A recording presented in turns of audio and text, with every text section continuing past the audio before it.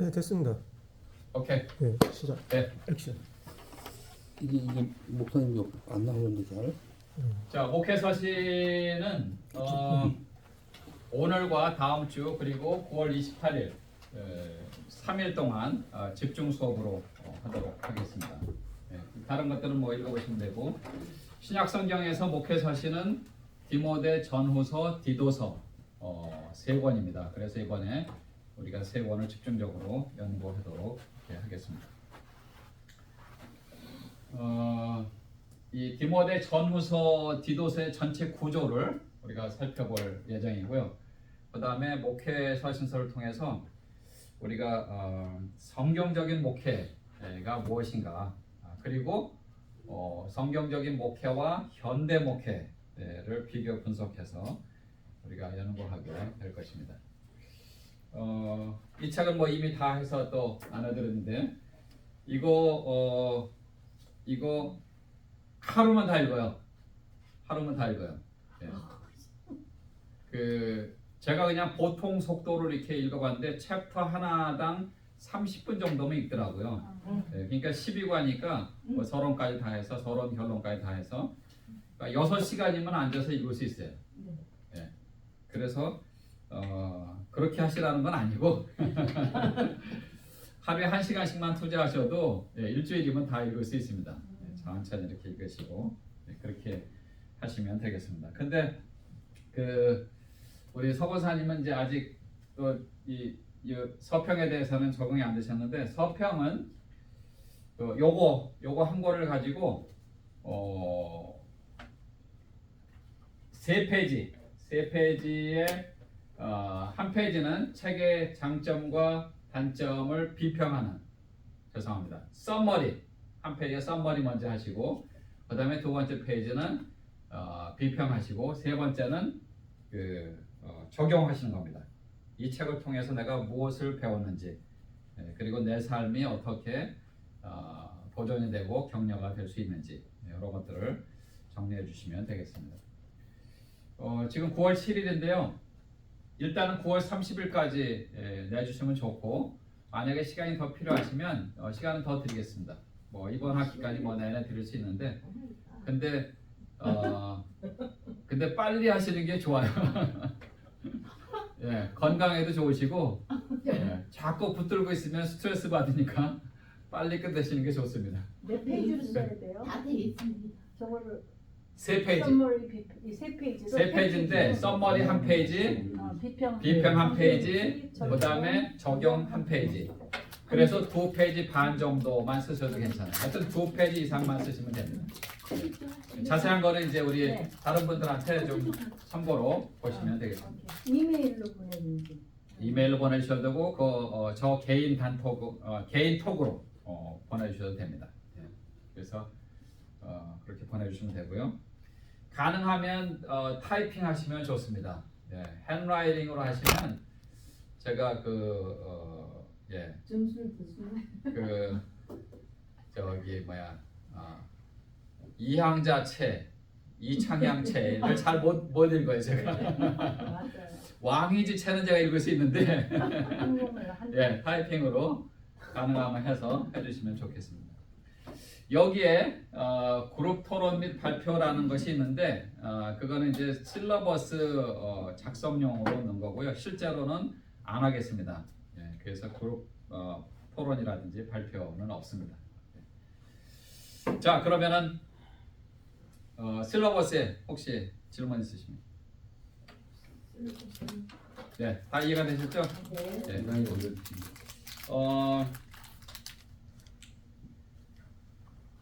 우리가 목회서신 들어가기 전에 성경 전체 구조를 한번 정리를 해보겠습니다. 구약은 몇 권입니까? 39번. 신약은 27번. 3, 9, 27 이렇게 우리가 주일학교 때 배웠잖아요, 그렇죠? 그리고 교사들도 그렇게 가르치고 있고, 그래서 성경 66권, 성경 전서는 한 권의 책인데 그 안에 66권의 책이 있습니다. 창세기부터 계시록까지. 신약은 39권, 구약은 39권. 벌써 배고픈가 보네. 급하게 가는 거죠. 구약은 39권, 신약은 27권. 그래서 성경 66권입니다. 구약의 구절을 보면 역사서와 시가서와 선지서가 있는데 역사서는 17권, 시가서도 선지서도 17권, 시가서는 5권의 책이 있습니다. 그런데 이 역사서는 앞에 5권 창출레민시는 율법서 혹은 모세오경이라고 합니다. 네. 그리고 밑에 나머지 12권의 역사서가 있고요. 그 다음에 선지서는 대선지서와 소선지서로 구분을 합니다. 대선지서는 어른들이 읽는 책이고 소선지서는 어린애들이 읽는 책이 아니라 책의 비중에 따라서 그냥 이사야, 예레미야, 에스겔, 다니엘 이 책이 이 구약의 선지서의 책의 비중이 좀 방대하고 또 중요하기 때문에 그냥 대선지서로 학자들이 이렇게 그냥 구분만 해본 겁니다. 구분해 놓은 겁니다. 그다음에 나머지는 소선지서로 구분이 됩니다.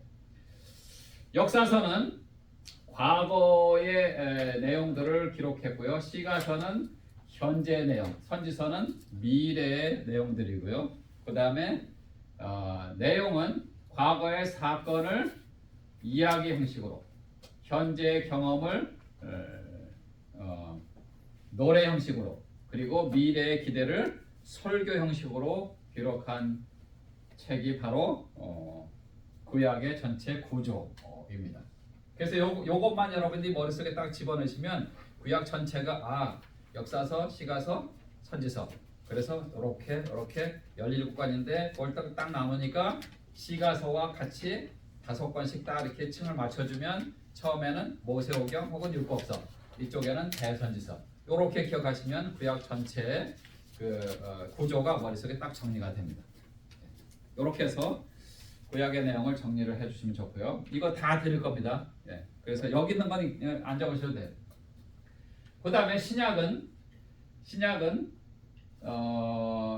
마태, 마가, 누가, 요한, 사도행전이 역사서입니다. 그래서 5권입니다.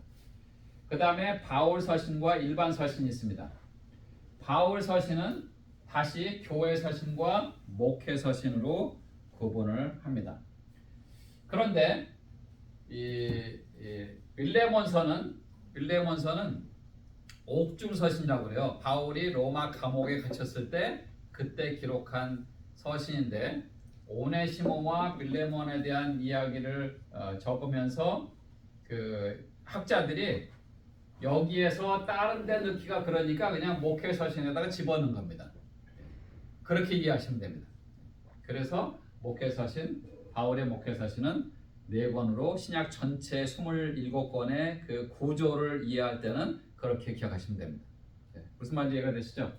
그 다음에 바울의 교회 서신은 바울이 각 교회를 세우기도 하고 그렇게 해서 각 교회에 하나님의 그 성령의 감동으로 기록한 그 책들을 서신을 보낸 것이 바울의 교회 서신입니다. 그래서 수신자가 누구예요? 수신자는 각 교회입니다. 지역에 있는 교회.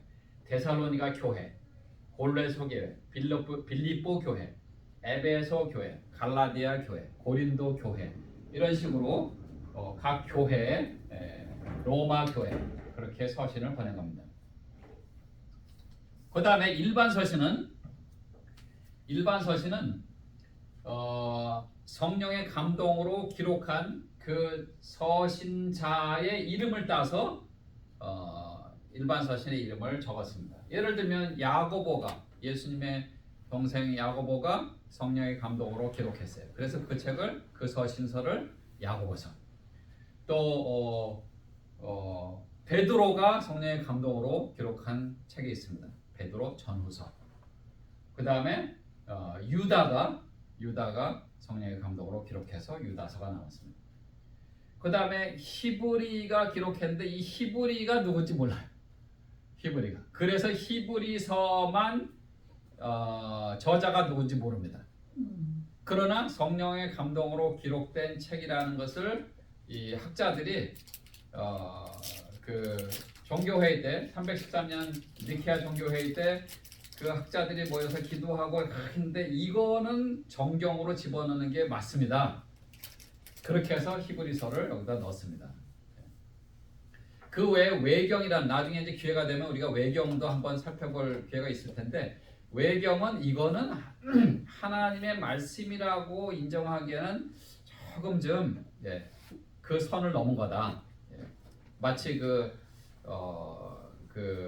픽션 같은 그런 내용들도 좀 있고 그래서 그거는 우리가 하나님의 말씀, 성경, 특별히 정경으로 인정할 수가 없다. 이렇게 해서 이제 그러나 예수님의 이야기 또 하나님께서 역사하신 그런 내용들이 담겨 있어요. 그 다음에 이스라엘의 그 역사들이 또 담겨 있고 그래서 요거는 그래도 그냥 버리기 너무 아까우니까 외경으로 우리가 남겨놓고 요거를 참고로 보면 좋겠다. 그래서 이스라엘 사람들이 또 그렇게 해서 정리한 책이 탈무드라고 하는 지혜서가 있고 그 다음에 미드라시라고 하는 또 지혜서가 있고 그런 것들은 이제 정경으로 집어넣을 수 없다. 그렇게 해서 이제 이 히브리서는 여기에 들어가 있습니다.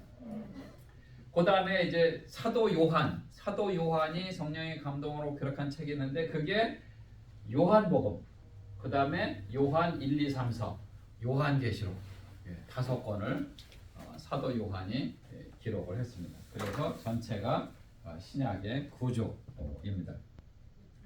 우리가 지난 학기 때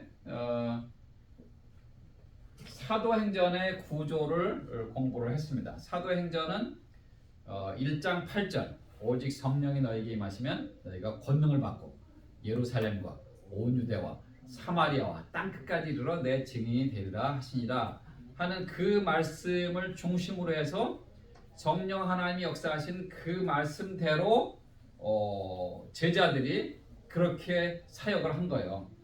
그래서 사도행전은 몇 장까지 있어요? 28장까지. 1장부터 7장까지는 베드로가 중심이 돼서 유대인들에게, 이스라엘 사람들에게 교회에 하나님의 사랑을 증거해서 교회가 확립이 됐습니다. 그 다음에 8장부터 12장까지는 빌립이 중심이 돼서 사마리아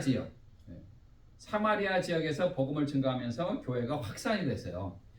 그 다음에 13장부터 28장까지는 사도 바울이 등장을 하면서 사도 바울이 이방인을 위한 사도로 부르심을 받고 그리고 이방인들에게 복음을 증거하면서 13장부터 24장까지는 이방인들에게 복음을 바울이 중심 인물이 돼서 증거를 했습니다.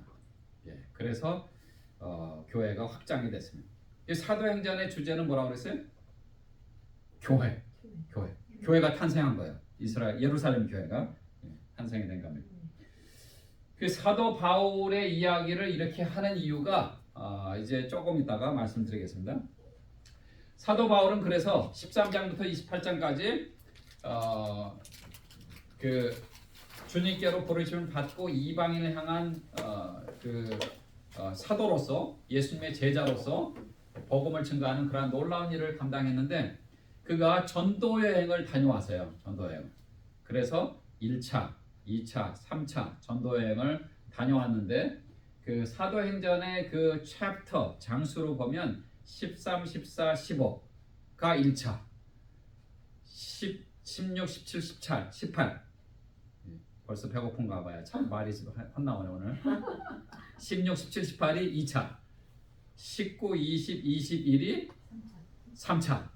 그 다음에 22장부터 28장까지는 로마 감옥으로 가면서 로마 감옥에 투옥된 그런 내용들인데 우리가 외우기 쉽게 그걸 4차로 하면 그냥 외우기 좋지 않겠는가. 그래서 1차, 2차, 3차, 4차 이렇게 구분을 한 겁니다.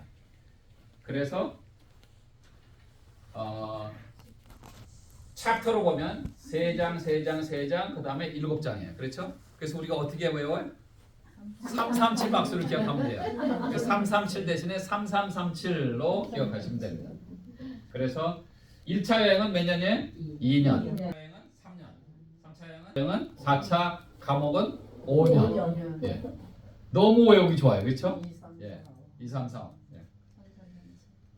처음에는 갈라디아 지역을 여행을 했습니다. 그 다음에 2차는 마게도냐, 아가야, 헬라 지역을 여행을 했고요. 3차 여행은 아시아 지역, 정확하게는 소아시아라고 합니다. 그 소아시아 지역을 했고, 그 다음에 4차 여행이 아니라 감옥이잖아요, 그렇죠? 예, 로마 지역입니다. 우리는 외울 때 어떻게 외워요? 그냥 4차로 외우면 됩니다. 1차 여행을 하고 한 권의 책을 썼습니다. 갈라디아서. 2차 여행을 하고 2권의 책을 썼습니다. 데살로니가 전후서. 3차 여행을 하고 3권의 책을 썼습니다. 고린도 전후서, 로마서. 4차 여행 시 로마 감옥에서 4권의 책을 썼습니다.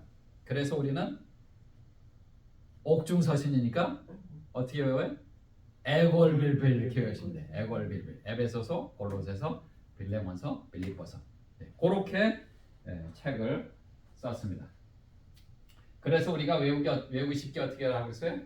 앞에 글자 갈대고로 에골빌빌, 갈대고로 에골빌빌, 딤디딤 이렇게 외우시면 됩니다. 그래서 바울이 데살로니가 갈라디아를 여행하고 갈라디아서를 쓰고, 그 다음에 마게도냐, 아가야, 헬라 지역을 여행하고 데살로니가 전후서를 쓰고, 중간에 이제 예루살렘 공회가 있습니다. 15장, 사도행전 15장에 보면.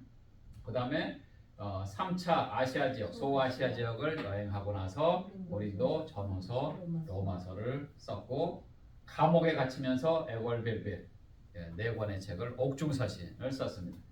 그리고 잠깐 풀려났다가 디모데 전서, 디도서를 쓰고, 또 하지 말라니까 왜 전도하지 말라니까 왜 하느냐 또 적어놨어요.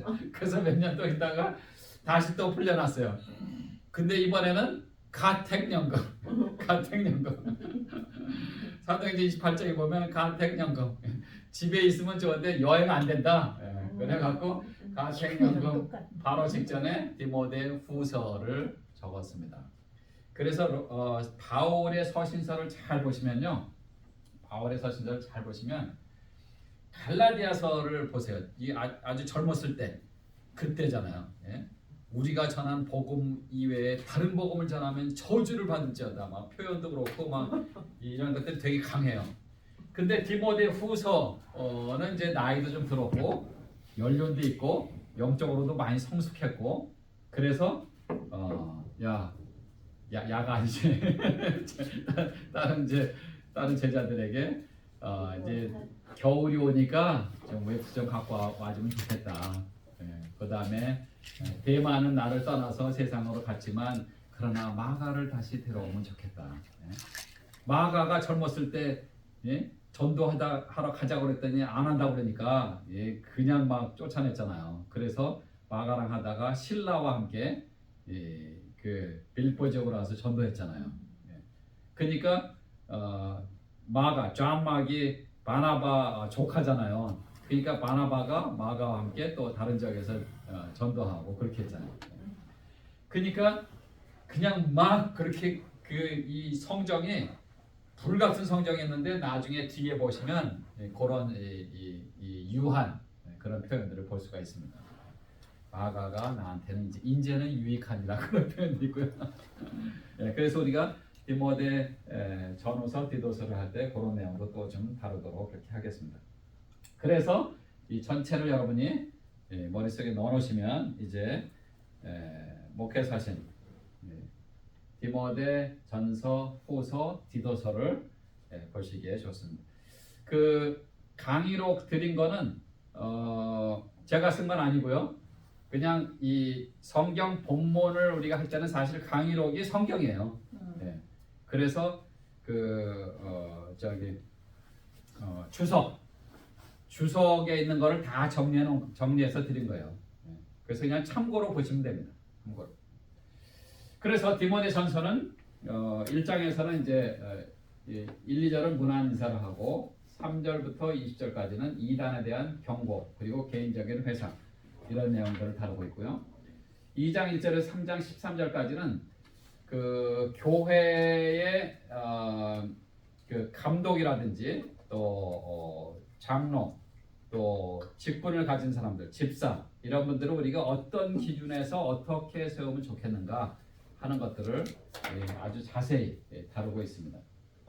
그 다음에 3장 14절에서 6장 19절까지는 그렇다면 그분들이 어떻게 교회를 섬기고 성도를 섬길 것인가 하는 것들을 다루고 있고요. 그 다음에 6장 20절에서 21절까지는 디모데에게 이제 권면하고 또 격려하고 축도하는 내용으로 끝납니다.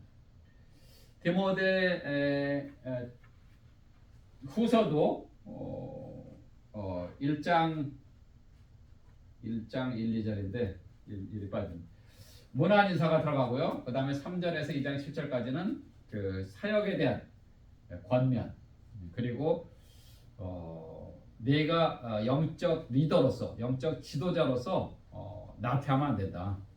부지런히 말씀을 연구하고 또 기도하고 그렇게 해야 된다 하는 그런 권면을 하고요. 그 다음에 2장 8절에서 4장 8절까지는 거짓 교사에 대한 경계. 디모데 전서에서도 이 1장부터 거짓 교사에 대한 경계에 대한 내용들이 굉장히 많이 있습니다. 이제 우리가 그 내용을 또 다룰 예정입니다. 그리고 4장 9절에서 22절까지는 결론이고요. 디도서도 마찬가지로 디모데 전서는 6장까지 있고 디모데 후서는 몇 장까지 있어요? 4장까지 있고 디도서는 3장. 6장, 4장, 3장. 그래서 챕터가 13장뿐이 안 돼요. 그렇죠? 그래서 여러분이 이 13장 챕터를 앉아서 쭉 읽으면 1시간이면 다 읽어요. 천천히 읽으셔도. 그래서 혹시 아직까지도 못 읽으신 분들은 오늘 가셔서라도 다시 한번 쭉 읽으시면 좋습니다. 본인이 좀 읽으셔야지 이렇게 강의 내용이 조금 더 머릿속에 잘 이해가 되실 겁니다. 전혀 모르시는 내용을 갖고 있으면 무슨 말인지 잘 이해가 안 될 수가 있으니까.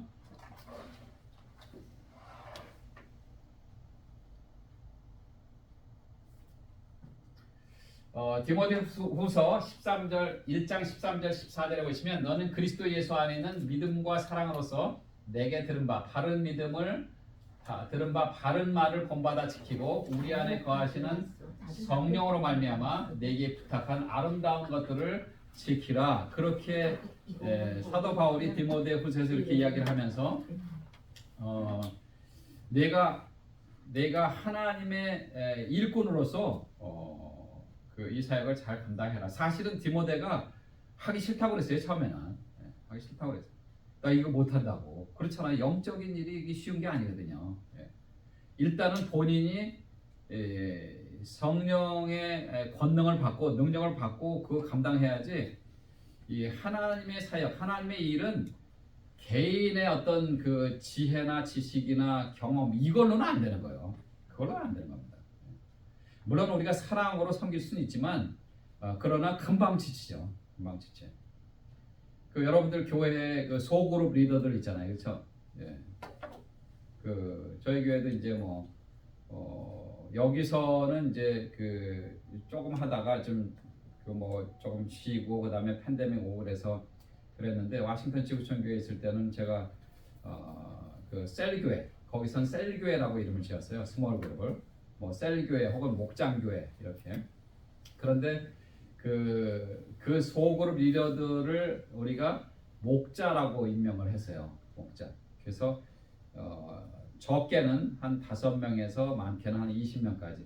한 20명 넘으면은 이제 너무 많으니까 이제 그 분가를 하죠.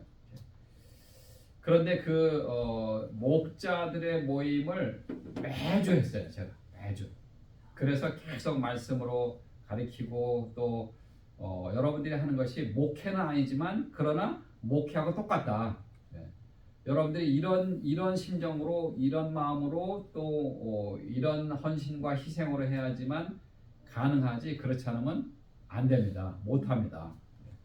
그렇게 계속 격려하고 기도하고 했음에도 불구하고 그리고 자료 이런 거 다 제가 다 정리해서 다 드리고 그냥 여러분은 요것만 정리해서 그냥 그 일주일에 한 번씩 모이는 데도 있고 또 아주 바쁜 그런 소그룹은 2주에 한 번 모이기도 하고 그렇게 했어요.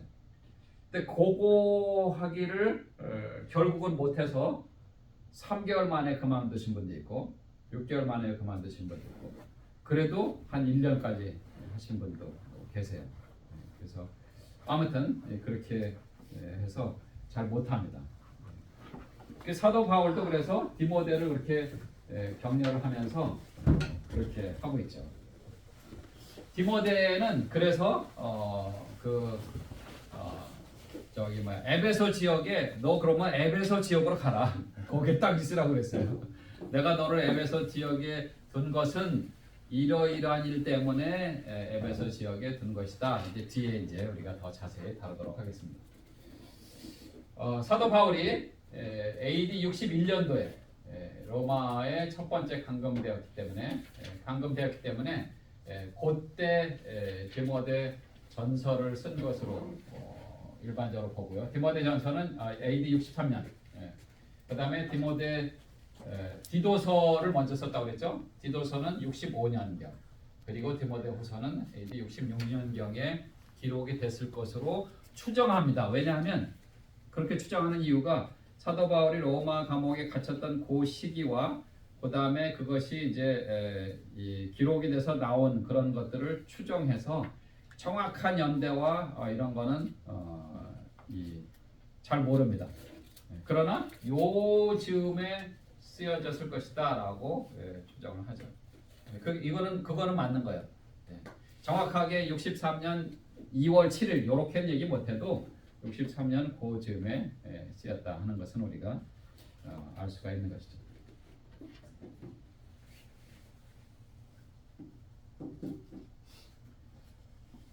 그 다음에 디도는 디모데를 에베소에 둔 것처럼 디도는 요 지중해 그 조그만 섬에 그레데라고 하는 섬이 있는데 디도서 1장 5절에 보시면 내가 너를 그레데에 남겨둔 이유는 남은 일을 정리하고 내가 명한 대로 각 성의 장로들을 세우게 하려 함이니라. 그래서 디도는 그레데에 남겨두고 거기서 사역을 하도록 했습니다. 그 디모데와 디도에게 격려의 서신을 쓰면서 기록한 것이기 때문에 당연히 이 서신서의 저자는 바울이죠. 바울입니다.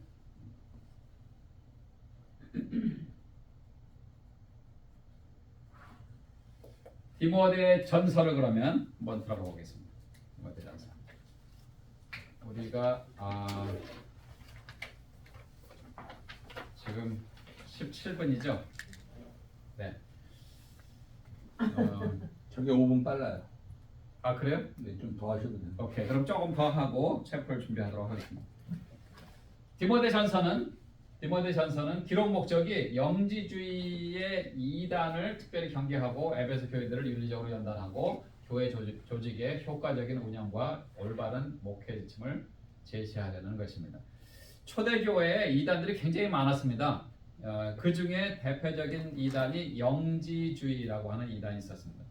영지주의의 주장은 뭐냐면 영은 깨끗하고 순수하다.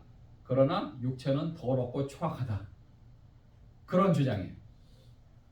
그런데 그것을 주장하다 보니까 예수 그리스도가 이 땅에 성육신에서 이 땅에 오셔서 요셉과 마리아의 가정을 통해서 마리아를 통해서 이 땅에 성령의 잉태하심으로 이 땅에 오셔서 메시아로 구세주로 이 땅에 오셨는데 그들이 볼 때는 요셉의 아들 예수일 뿐이에요. 그냥 겉으로 볼 때는. 무슨 말인지 이해가 되시죠? 그러니까 예수가 어떻게 구세주가 될 수가 있느냐? 어떻게 메시아가 될 수가 있느냐? 우리가 수천 년 기다려왔던 그 메시아가 어떻게 사람이 될 수가 있느냐? 육신을 입고 있는 사람이 메시아가 될 수가 없다. 그래서 그리스도의 인성을 부인하게 되는 거죠. 그런데 이 복음서에 보면 예수님께서 어떻게 탄생하시고 어떻게 동방 박사들이 쭉 해서 별을 따라와서 예수님의 탄생을 또 경배하고 그러면서 이런 것들을 우리는 이미 다 알고 있어요. 그렇죠? 그러나 그 당시에 있는 사람들은 그 얘기를 듣고 그럴 수 있겠네 라고 생각하면서 이단에 빠지는 거예요. 자꾸 이단에 빠져.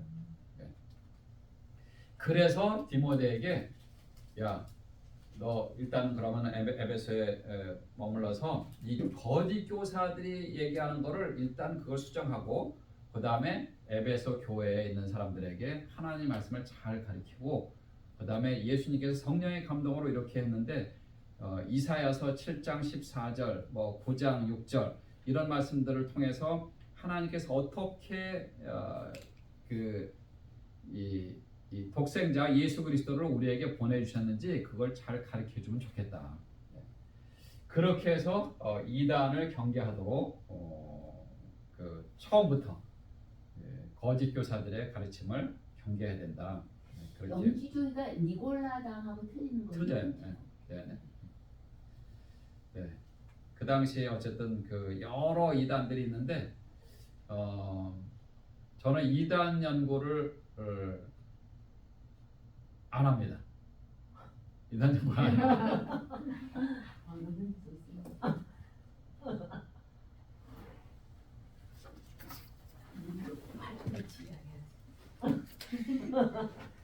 이단 연구를 안 합니다. 요거 먼저 보여드릴게요. 뒤에 어떻게 하다 보니까 먼저 말씀하셨으니까 이단 연구를 안 하는 이유가 있어요. 이단 연구도 시간이 많이 필요합니다.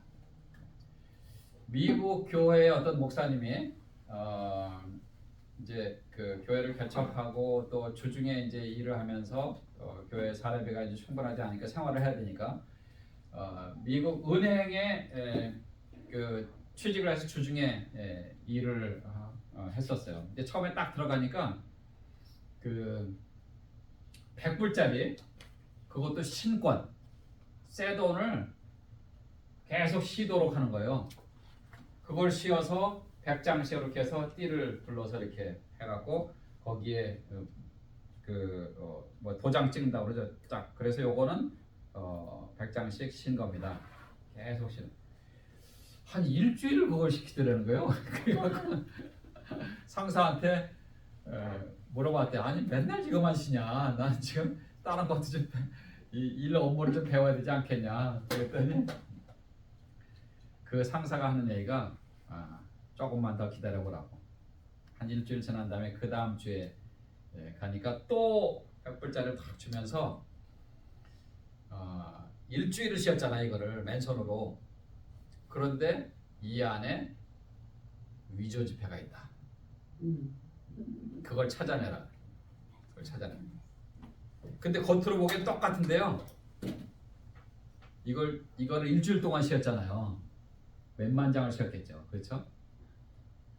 딱 쉬는데 막 쉬다가 보니까 이상한데? 딱 꺼내서 보니까 겉으로는 똑같아요. 진짜.